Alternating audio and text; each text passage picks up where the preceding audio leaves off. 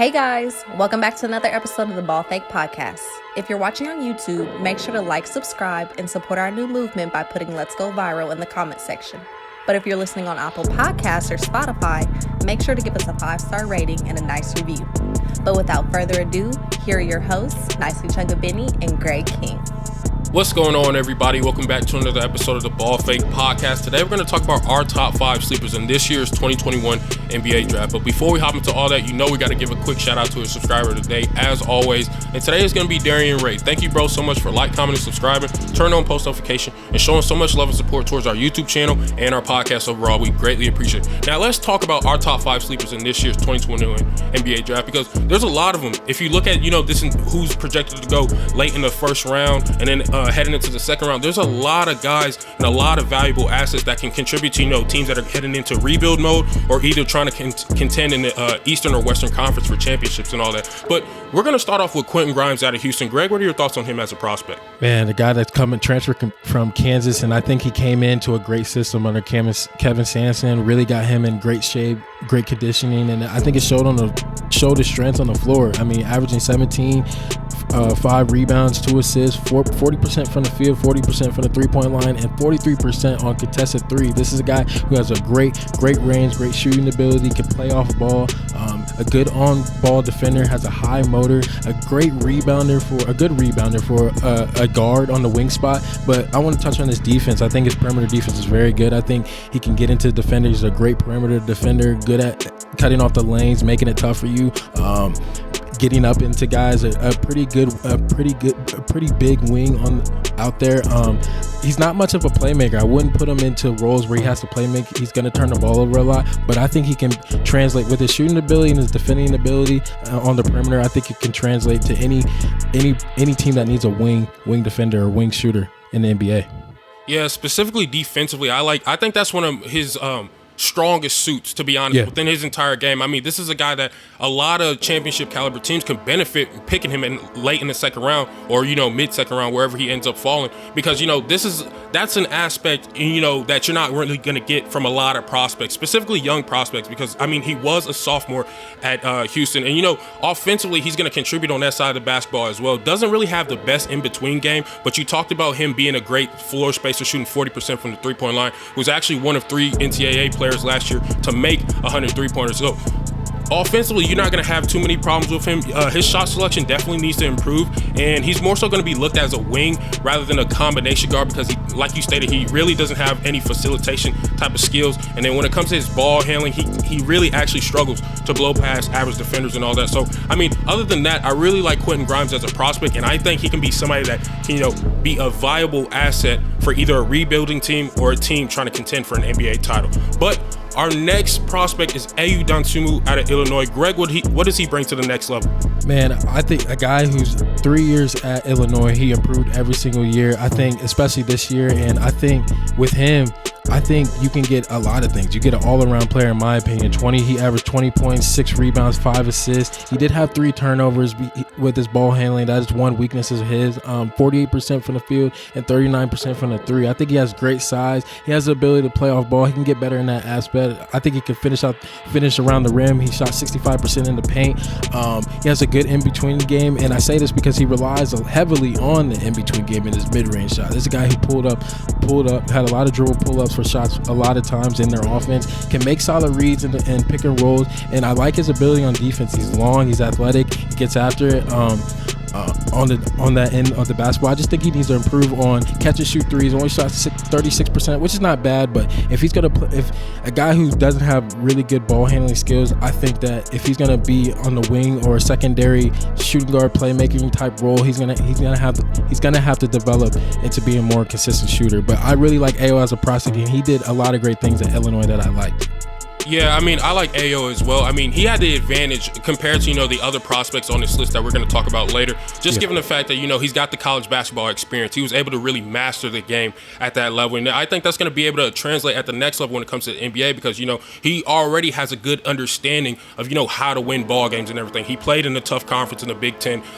Ultimately had a lot of chances to, compete for a lot of national titles, but ultimately fell short. But besides all that, I do like his game offensively. He's got a high motor. He's really polished as a scorer, mid-range cheeser, and he's got a very aggressive handle. You're a little bit more higher on him in the pick and roll scenarios than I am, so to speak. I don't think he's bad when it comes to that, but I do feel like his reads could be a little bit better. Was a little bit forceful at Illinois because I think he was able to get away with making a lot of bad plays to Kofi Coburn and just those other guys around him, just because he was benefiting from the talent on that roster. But I mean, other than that, inconsistent shooting, like you talked about, touching bases on that 36% catch and shoot scenarios, and then once again reading the defense, making sure that you're protecting the basketball from an offensive standpoint, and then making sure that you're also being attentive defensively. I think this is what he does really well on that side of the basketball from that aspect. But ultimately, I think Ayo Dosunmu, he is one of those guys that definitely needs to be going to a contending team, because I think they would really benefit.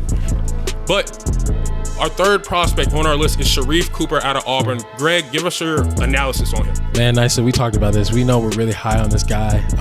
He averaged 20 points, 4 rebounds, 8 assists, 4 turnovers. I know the turnovers sounds bad. 39% from the field, 22% from the three-point line. But his number one strength is his elite passing and ball handling. I mean, his combination of moves and dribbling skills is really good at his size, and really just sets him apart in other guards in this draft. And I really love how he comes off of pick and rolls and makes the right reads and puts the finesse on some of these passes that we've seen. And he can make passes with his opposite of his dominant hand, across court corner passes, down the court in transition, make great reads off the pick and roll into lob. He can throw it up to your big with lobs. His poise and pace and finishing ability is very good as well. And I think he's underrated on defense. I mean, I like him on defense, but we just have to see what happens and who he guards on the next level. But the weakness that I see is just the inconsistent shooting. I think if he 22% from the three-point line, like I said, I think, and other ways of scoring as well. I think if he can get a consistent jump shot, raise that a little bit higher, I think he's going to be a great guard in the NBA. Yeah, I really like Sharif Cooper. I think he's actually one of those players that has lottery caliber talent. But when it comes to, him being undersized, not being much of a floor spacer at the next level, he definitely dropped within, where he was projected to go heading into this year's lottery. But besides that, I do feel like this guy has a little bit of Trae Young in his game. He's compared to, guys like Ish Smith. I'm not too mad at that comparison, just given the fact that both of these guys, they're able to really maneuver on any side of the floor. They don't really get rattled. You can't really pressure them too much because they got the ball in the string, and then they're a phenomenal passers. I mean, you mentioned the 8.1 assists per game. This is a guy that passes his teammates open, doesn't pass to the open teammate. I think there's a big difference when it comes to that. And, just the fact that he's been able to really take advantage of what the defense gives him. He does a great job, splitting a lot of defenses and everything. I think at the next level, when it comes to him being trapped, I would be a little bit concerned, just given the fact that he's a little bit undersized and he might not be able to see over the top of a defense similar to a Kemba Walker. But his change of pace, the ball handling ability, and the fact that he's able to get downhill at a consistent rate and average 8.6 free throw attempts per game and shoot at a high level at the charity stripe,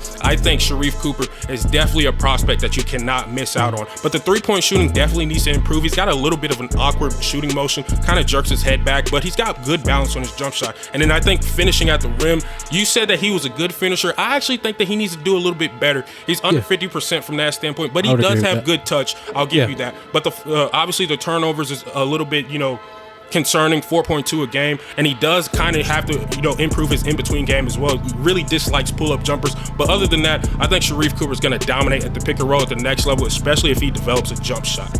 But our low-risk, high-reward prospect, BJ Boston out of Kentucky. Greg, give us the 4-1-1 on him. Yeah, this is a guy out of Sierra Canyon that we thought, was going to be one and done.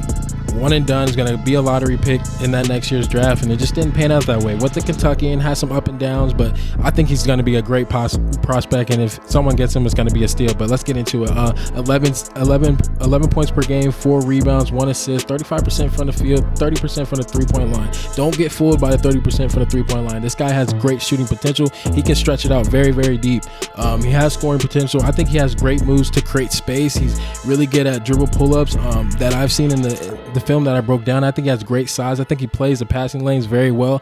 But so I think I see the scoring potential on the offensive end. Sometimes he had inconsistent shooting. Sometimes the shot selection was bad. I think he forced a lot of his shots sometimes. And then one more weakness I want to point out is just him playing through contact. I think his size, he needs to get some more weight on him and just really be prepared for that contact in the next level. But I think if he gets on a contending team or just a team who's good at developing players, I think he can come in and be a great asset to a team. Right, I agree as well. And I mean, you talked about his frame, him being a little bit of a wiry prospect, definitely has to bulk up just a little bit at the next level. And I don't expect him to, have a Kevin Durant type frame. He might be a little bit bigger than a Michael Porter Jr. or Brandon Ingram, but that's neither here nor there. But when it comes to his scoring, we all thought heading into this year that he was going to be a dynamic scorer. Obviously, he didn't really showcase all that much. I mean, I think he averaged a little bit under 15 to 11 points per game, something around that area. But we know from what we saw him produce at the high school level that he does have the capability of be able to become a 3-level scorer. Definitely needs to get better around the rim. You talked about the lack of physicality.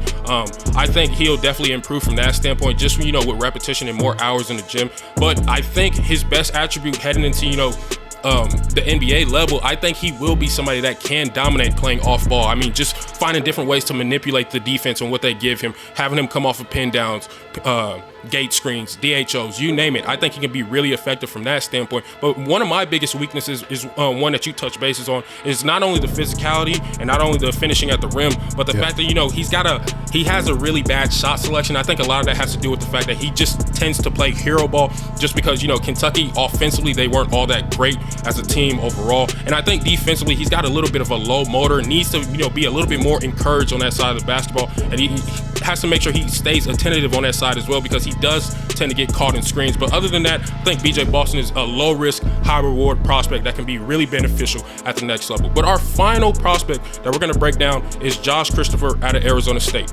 Oh yeah, I like Josh Christopher a lot. I think he's very athletic. I think this is a guy who can really go get buckets.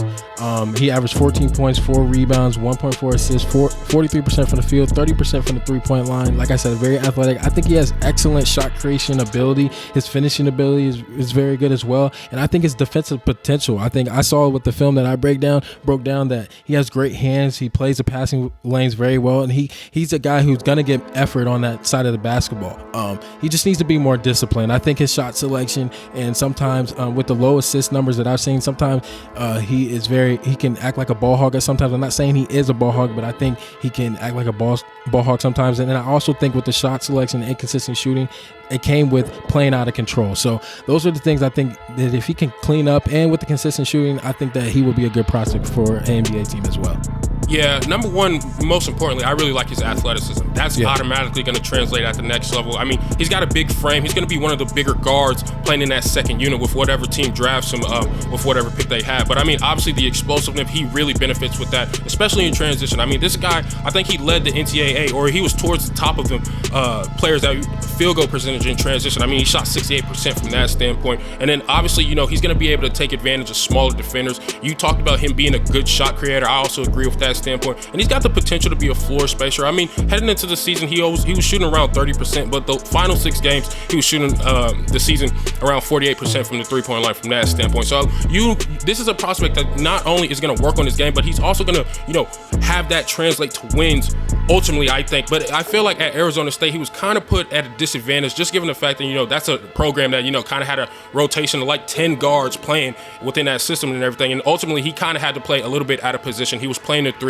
In high school, he was typically the point guard, and he had the responsibilities of scoring and being a facilitator. So that already lets you know that he's a combination guard. But I think other than that, he does have a few weaknesses. Like you mentioned, the shot selection, he can be a bit forceful, and offensively isn't always composed. Defensive awareness is something that, he could be a little bit better at. We know he's a capable defender, but sometimes, he can get beat on the backdoor cut. But other than that, staying attentive and on that side of the basketball, I think Josh Christopher is definitely going to be a low-risk, high-reward prospect as well, late in the second round or mid-second round, and ultimately help whatever team that he's drafted by at the next level.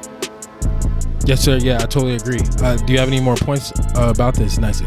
No, I think that wraps it up. And thank you guys so much for commenting, and subscribing. Turn on post notification to our YouTube channel. If you're listening on Apple Podcasts or Spotify, make sure to give us a 5-star rating and a nice review. Make sure to comment who you think your sleepers are in the 2021 NBA draft. The draft will be tomorrow night. Can't wait to watch that. We're going to go live on Instagram, so you guys make sure y'all tune in and tap in and see our live reactions and comments on each and every prospect and selection. But outside of that, it's your boy, Nicey Chungabini. I'm here with my co-host, Greg King, and we out. We out.